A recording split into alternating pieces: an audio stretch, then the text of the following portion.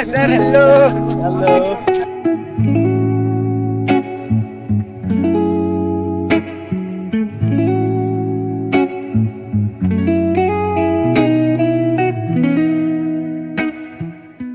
Good morning everyone. আমরা আজকে পুরো রেডি হয়ে গেছি ডাইরেক্ট একদম।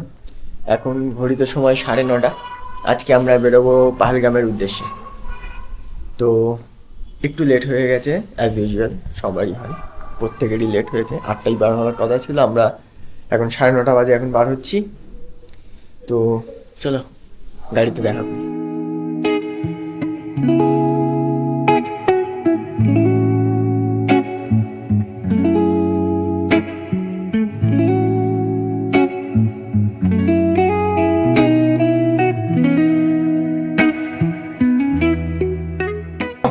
আমরা এখন এসেছি একটা স্যাফরন স্টোরে, ড্রাই ফ্রুট স্টোরে।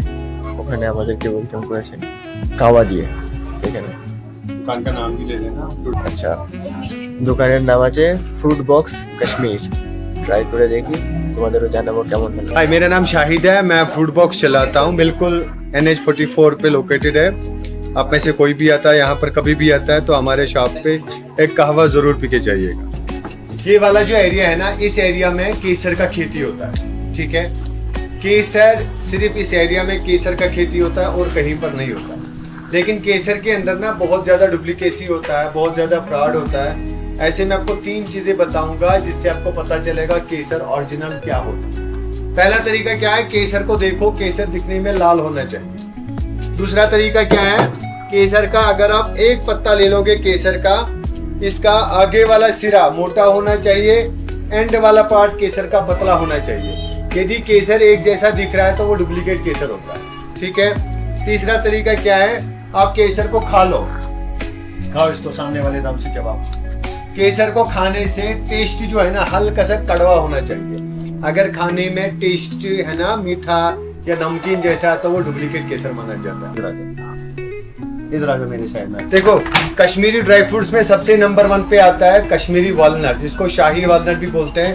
इस वॉलनट के अंदर सबसे अच्छी बात क्या होती है, इस वॉलनट के अंदर तेल की मात्रा बहुत अच्छी रहती है। कैमरामैन फोकस करो इधर।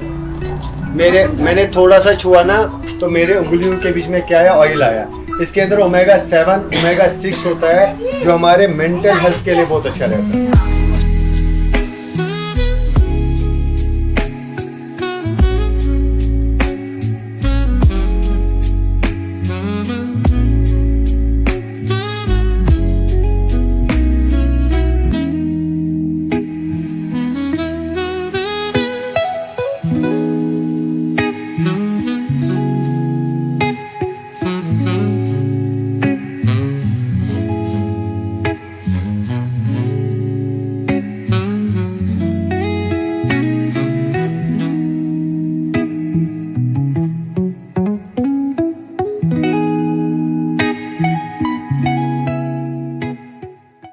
এখান থেকে আমাদের ট্রাভেলার ড্রপ করে দিল।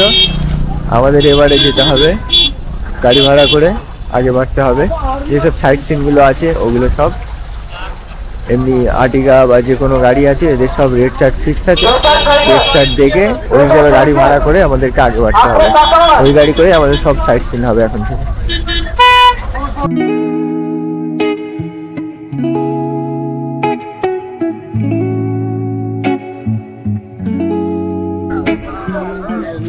চলে এসছি আমরা এখন আরু ভ্যালিতে।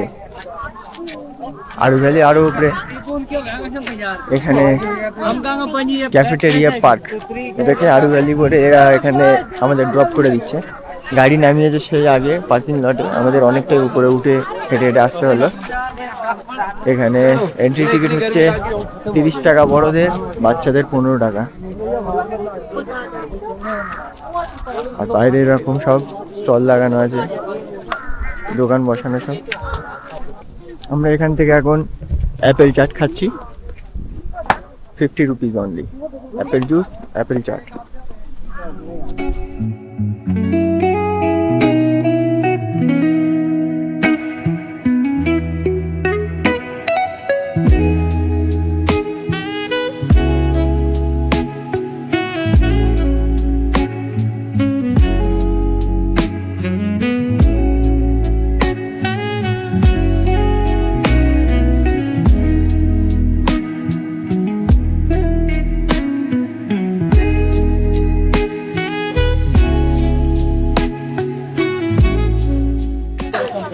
আমরা এখন চলে এসেছি বেতাব ভ্যালিতে।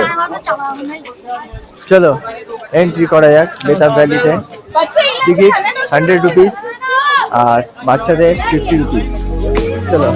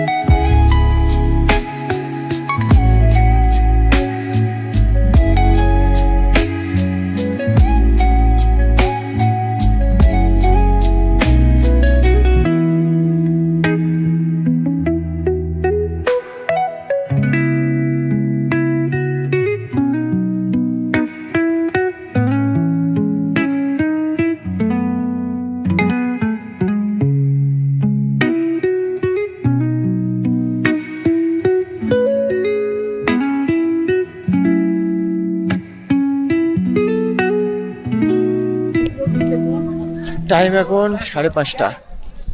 এখন আমরা বেরিয়ে পড়লাম বেতাব ভ্যালি থেকে। এখানে 5:30 পর্যন্তই টাইম থাকে, বেশি সময় দেয় না। সব অফিসাররা এলো, আর্মি অফিসাররা এসে সব হুইসেল করে সবকে বার করে দিলাম। আমরা এখন বেরিয়ে গেলাম। এখন যাচ্ছি আমরা রুমের দিকে। Hello. Hello, sir. How are you? I'm fine. Hello. Hi, sir. Hello. Hello. তো এখন দেখি যদি কোনো সাইট সিন থাকে সেটা করব, নাহলে ডাইরেক্ট যাব রুমেতে। যারা মনে করবে বেতাব ভ্যালিতে ঢুকবে না, তারা পার্কিংয়ের ঠিক নিচেটাই এখানে জায়গা রয়েছে। এখান থেকে কিন্তু ঝর্ণার পুরো মজাটা নিতে পারবে।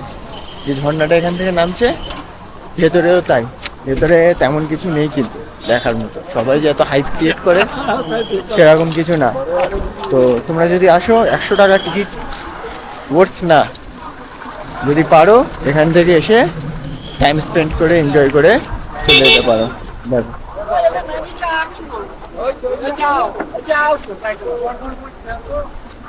चलो थोड़ा जल्दी हो गया पैसा बाहर है पीछे এই সেই প্লেস যেখানে বজরঙ্গি ভাইজান মুভির শুটিং হয়েছিল। ভারত ঝোলি গানটা এখানেই শুটিং হয়েছিল, এই দরগাতে।